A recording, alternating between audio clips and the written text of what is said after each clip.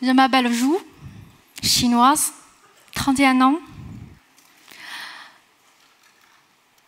Depuis 2009, je suis venue en France. Mais j'ai commencé vraiment à parler français, c'est depuis 2012. Venir à la France, c'est grâce à vraiment une rencontre par hasard. J'ai un prof de sociologie qui vient de Strasbourg, blond, grand, avec les yeux bleus. C'est le prince de rêve pour toutes les filles asiatiques. Le beau gosse. Je me souviens toujours, chaque fois dans le cours, il nous a raconté beaucoup de bonnes choses par rapport à la France. Ça m'a vraiment attirée. Et j'ai décidé de venir à la France.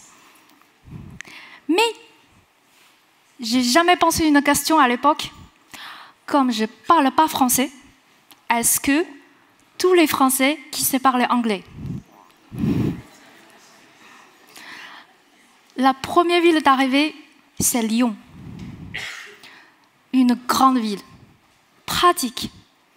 Mais à l'époque, comme je ne parle pas français, j'ai très peu d'amis. Je me sens très isolée dans cette ville. Je me suis dit, c'est pas grave. Je peux travailler en France, dans une boîte française. Je peux rencontrer plein d'amis après, pour plus anticiper la vraie vie française. J'ai commencé à déposer des CV et c'est l'entretien à Toulouse qui m'a acceptée. J'étais hyper contente de venir ici. La dame RH qui me parlait en face, en anglais, « Mademoiselle, en fait, on a déjà trouvé la personne pour te remplacer. Parce qu'on s'inquiétait, vous ne parlez pas français. »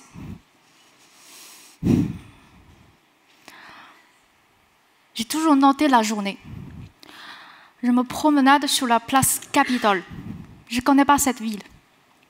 C'était en mars. À Lyon, en mars, il neige. Il fait hyper froid. Mais à Toulouse, il y a du soleil. Et les jeunes, ils sont en manches courtes, en train de prendre leur bière en terrasse à 15 heures. C'est quoi la magie de cette ville? Pourquoi les gens ils ont l'air tellement heureux? Pourquoi je ne peux pas avoir le droit d'être heureuse? Je veux être heureuse, moi. Donc, j'ai décidé de m'installer à Toulouse. Mais comme une étrangère, quand on ne peut pas trouver le boulot, donc on est obligé de continuer à poursuivre mes études. Donc, je suis prise par IAE Toulouse. Maintenant, ça s'appelle DSM. Pour Master 1 de Management stratégique et Master 2 de Marketing des nouvelles technologies. J'avais travaillé hyper dur en français. Parce que je sais, sans parler français, je ne peux rien continuer. Et c'est ce moment-là, j'ai rencontré mon associé, Julien. C'est la seule personne qui est venue vers moi sur le premier cours, qui m'a parlé à l'anglais pour faire la connaissance. Je me sens beaucoup de bien et à l'aise à Toulouse. C'est vraiment ma ville. Les années des études se passent hyper vite. C'est le moment de diplôme. J'ai commencé à me poser la question. Est-ce que je vais continuer à rester en France? Et pourquoi je vais rester en France? À ce moment-là, mon portable sonna. Julien m'appelait. J'ai un projet concernant le marché chinois. Est-ce que ça te tente? Ce projet s'appelle MyLab. C'est comme Facebook sécurisé pour les chercheurs en partageant leurs papiers recherche. Je trouve l'idée c'est assez intéressant. Pourquoi pas?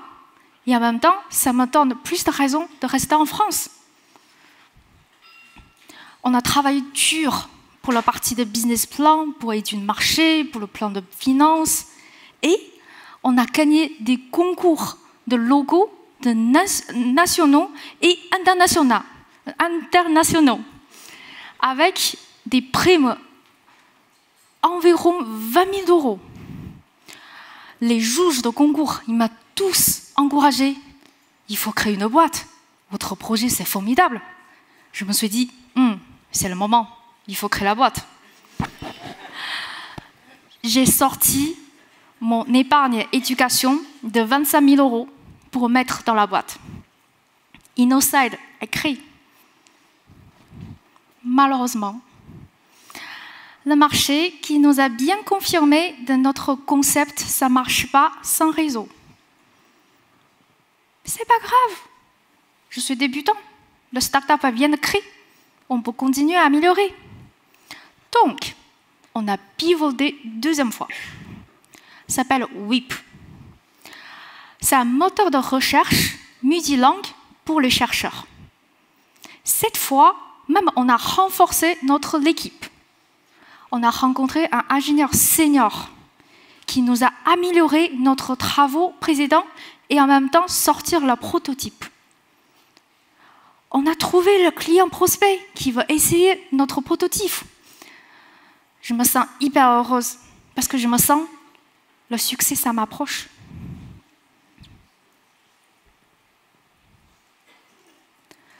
Du jour au lendemain, ingénieur senior qui nous a annoncé il a parti pour un autre projet. Et il va ramener le code source aussi, notre code source. Je voulais le récupérer, mais il fallait une somme à acheter. J'étais naïf. Je regarde mon compte d'entreprise. On a tout dépensé. Je n'ai pas de l'argent pour ça. Je n'ai pas de code source. J'ai plus de clients. Qu'est-ce que je vais faire? J'ai plus d'objectifs. Je suis vraiment perdue. J'étais vraiment déprimée d'enfermer chez moi pendant une semaine. Je n'arrive pas à sortir pour rencontrer les gens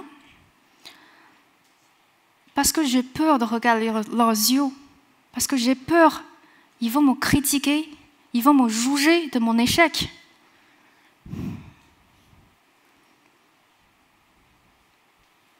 C'est ce moment-là, mon associé Julien qui m'appelait, me dire sortir prendre un verre. Franchement, je ne me souviens plus comment j'ai terminé ma soirée parce que on a des très bien bu. Et qui a payé la note, j'ai aucune idée. Oui.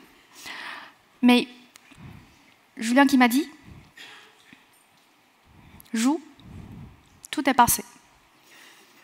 Maintenant, on recommence à zéro.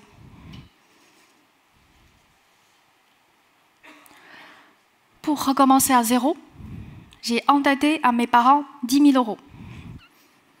Et mon associé aussi. InnoSide à repartir à zéro. Cette fois, on a décidé de développer un projet de week-end. Ça s'appelle movetech.fr.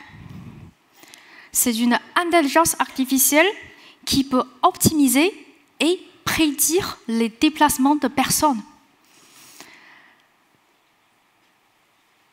Franchement, on ne savait pas comment sortir sans de solutions au marché. C'est un prospect client qui nous a demandé d'expliquer notre projet de week-end.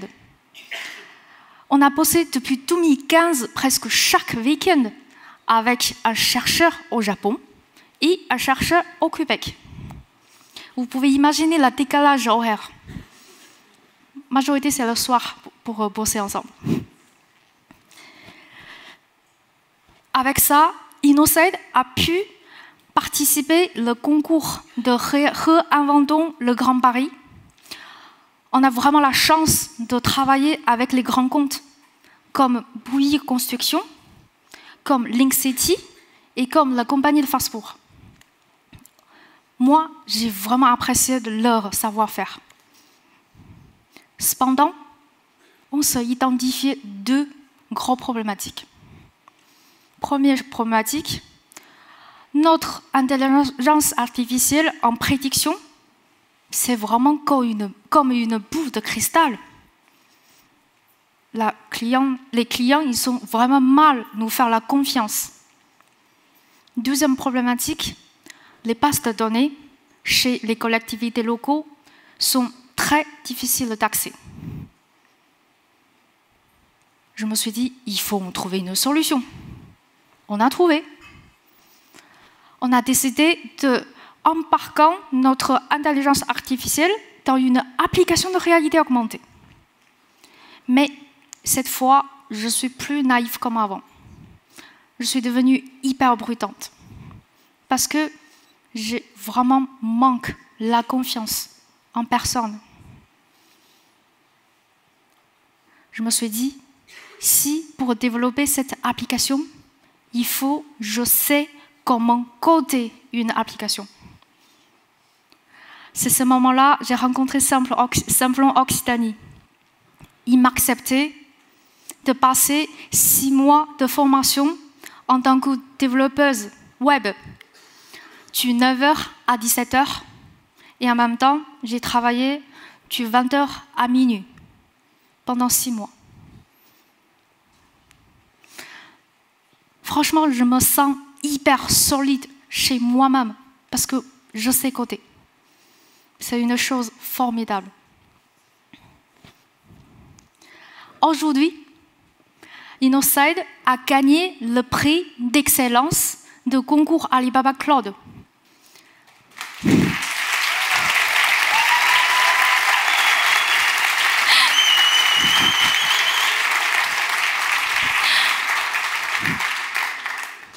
Merci. Ce concours, c'est vraiment pour notre intelligence artificielle, pour optimiser et accompagner des voyageurs avant, pendant et après leur séjour et pour découvrir plus d'événementiel dans la côté de sportive et de loisirs. Et aussi, InnoSide est en train de déployer notre solution avec les villes hôtes de la Coupe du Monde de rugby au Japon en 2019.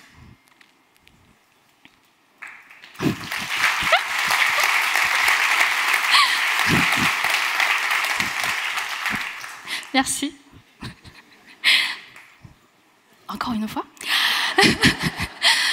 Enfin, InnoSide est en train de finaliser une levée de fonds de 5 millions d'euros.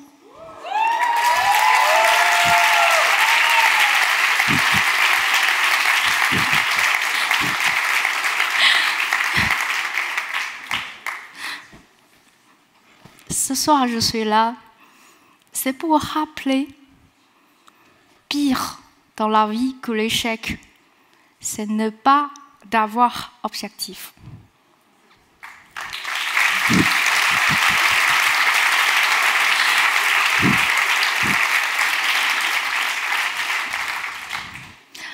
Tout le monde sait, la vie de l'entrepreneur, c'est être isolé.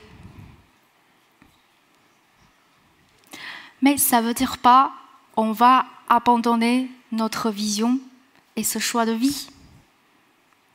Moi, je suis là pour vous partager mon parcours comme ce soir et pour continuer mon aventure.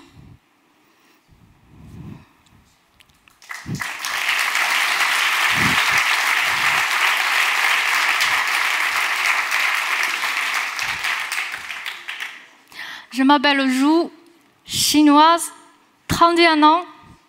Je parle peut-être pas bien français et je suis la directrice générale chez InnoSide. Merci.